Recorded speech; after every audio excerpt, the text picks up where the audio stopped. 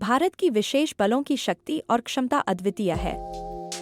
आज हम बात करेंगे उन बलों की जिन्होंने अपनी बहादुरी और कौशल से देश की सुरक्षा को मजबूत किया है। सबसे पहले राष्ट्रीय सुरक्षा गार्ड यानी एनएसजी की चर्चा करते हैं। यह बल आतंकवाद विरोधी अभियानों में प्रमुख भूमिका निभाता है। 1984 में स्थापित एनएसजी ने कई महत्वपूर्ण ऑपरेशनों में भाग लिया है, जैसे कि ऑपरेशन ब्लैक थंडर, जहां इन्होंने स्वर्ण मंदिर में आतंकवादियों को समाप्त किया।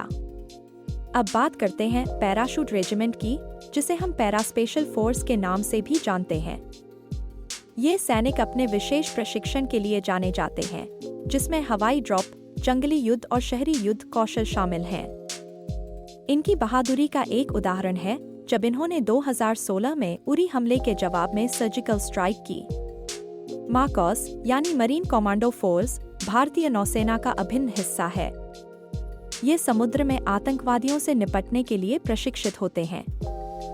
माकॉस ने कई सफल ऑपरेशनों में भाग लिया है, जैसे कि 2008 के मुंबई हमलों के दौरान जब इन्होंने आतंकवादियों को बेअसर किया।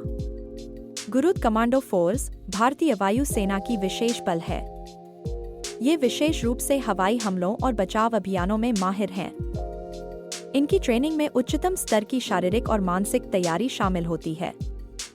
अंत में स्पेशल फ्रंटियर फोर्स, जिसे शैडो फोर्स भी कहा जाता है, तिब्बती शरणार्थियों के साथ मिलकर काम करती है।